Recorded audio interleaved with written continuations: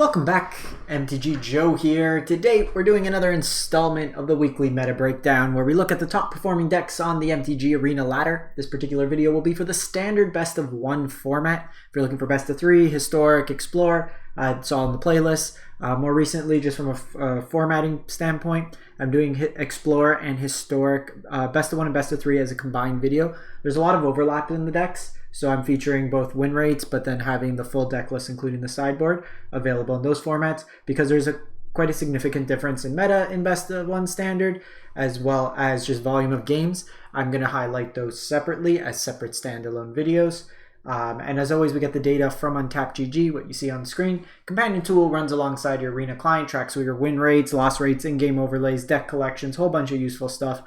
Free to use a whole bunch of it. Link is in the video description. I'll also paste deck lists for each of these in the video description if you just want to copy them into Arena and kind of make that push with the season resetting. So we're looking at October 23rd to October 30th, the day before Halloween. So maybe there'll be some spooky results in this. But top deck of the week is Mono Blue Tempo, Mono Blue Annoyance, Mono Blue Hottie Hottie.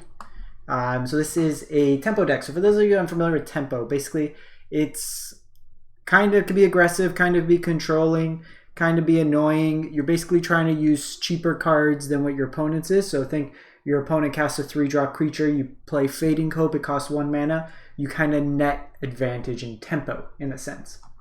So Hottie Jin gets bigger based on the number of instants and sorceries in your graveyard. It also reduces the cost. Tolarian Terror gets cost reduction in terms of casting based on instants and sorceries in your graveyard as well. You pair that with the Delver Secrets, and those are pretty much your threats for the deck.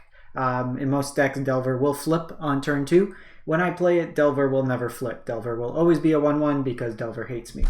But basically what you're trying to do is then kind of protect your spell. So bunch of counter spells: Syncopate, Make Disappear, Negate, Urtai's Scorn, just to control your opponent's interaction on the stack. We see Fading Hope in this version, Impulse to help you dig, Thirst for Discovery to help you dig as well. Some of these versions you'll see March of the Swirling Mist. Some of these versions you'll see Slip Out the Back in terms of just counter spells, stuff like that. So if we look, actually we have to go to kind of the archetype view, but in any case, so this is kind of the top performing version of it right now. You'll see kind of different variations along the edge. Some of them are in best of 3 are playing Ledger Shredder over the Delver Secrets, but the core of the deck kind of remains the same in that respect. Next most winning deck is Grixis. They're calling Grixis Vampires. It's Grixis midrange, the vampire being Corpse Praiser. So this is kind of your red-black mid-range shell, splashing blue in this case. And the red gives you Fable the Mirror Breaker, a Braid, Bloodtide Harvester, Voltage Surge. So just a lot of removal in this deck, kind of playing a mid-range value game. You got some Make Disappears, and Corpse Praiser is the only blue cards in the main board. Counter spells, card advantage, Graveyard Hate. You got more card advantage in the Reckoner Bankbuster, Soul Transfers, more removal, Shieldred, and kind of Invoke Despair on your top end. Playing a whole bunch of dual lands to kind of take advantage of being able to kind of cast all your spells.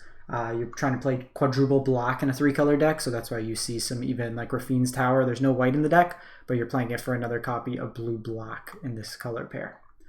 We then go to Mono White Aggro, 61% win rate, and this is a very similar to like what we've seen in past standards. Aggressively slanted 1-drops. Hopeful Initiate gets bigger over time, could blow up artifacts and enchantments.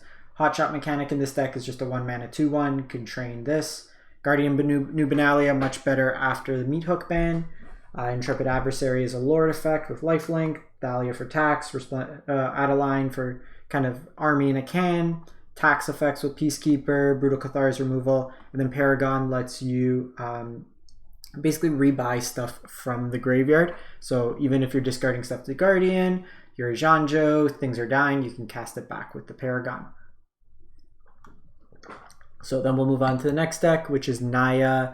They're calling it Naya Humans, Naya Legendaries, it's mostly Naya Humans, but very similar to the Mono White deck.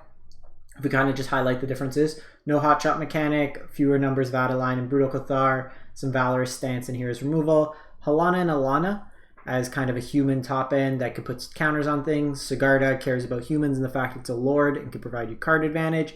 And then some AOs, which can fetch any of combination of these cards when it dies, or just put counters on things as well. Plaza Heroes, since you have a lot of legendaries, helps you cast those cards as well.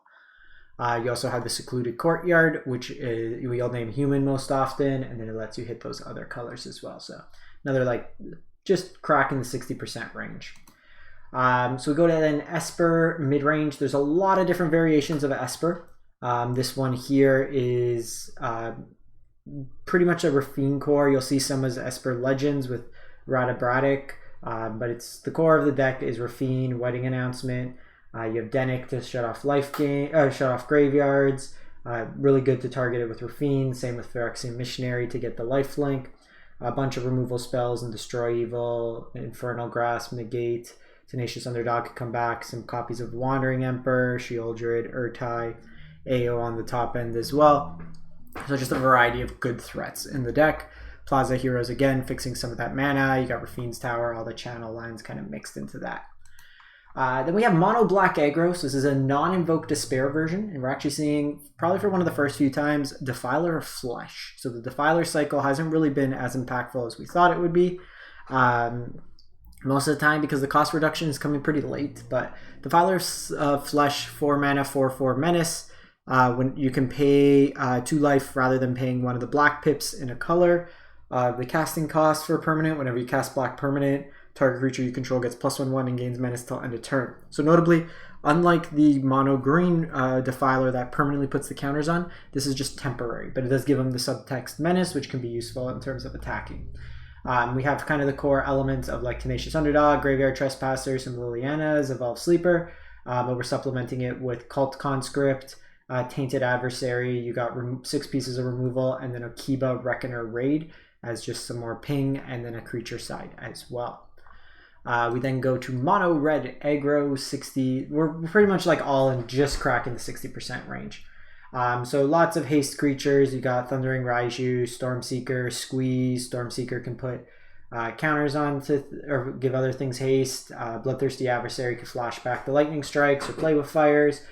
Rada's Firebrand can get around blockers. You can throw a Hammer Hand on it and make its power even higher. And then you got Shivan Devastator as kind of a big mana sink.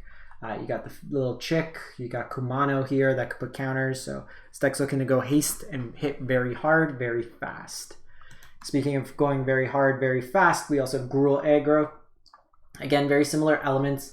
Kumano, Phoenix Chick, 4 of Devastator in this one. Some Raiju's in here as well, counters, but we're supplementing that. So we have the Ascendant Pack Leaders, which gets counters and makes it bigger. Halana and Alana could put counters on things.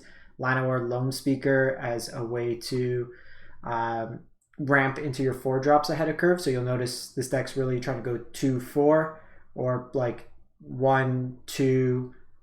2-1, it's kind of like that. Play ahead. You have Beast Caller that put counters on things. You have in my Iconoclast 2 mana 3/2 with Trample, or you can give a haste and +1/1 for an extra mana, kind of mixed into there as well.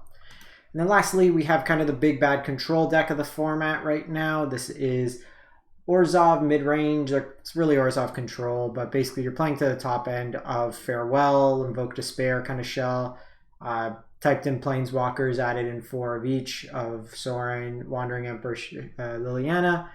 I would probably trim on some number of these, especially like, to me in this kind of shell, Liliana seems kind of suspect because you really don't want to be discarding your high cast cards. March also doesn't scale the best. I'd probably play some cut downs, to be honest. And play 4 Wedding Announcements, like trim like maybe 2 of these, go up here, play some cut downs. A Sheoldred in there could also be useful, just another kind of creature in there. But this is kind of like that Orzhov Blood Money kind of idea. You know, high impact cards at 5-6 mana, Planeswalkers to supplement your game plan as well. So that's it for the week. Let me know what you're finishing up the season with, if you're able to get top 1200 Mythic, top 250 Mythic, or what you're planning on playing when the ladder resets after tomorrow, or after today when this video goes up. In any case, thanks for watching. If you haven't done so already, greatly appreciate it if you can. Drop a like, comment, and subscribe, and we will catch you next time. Thanks for watching.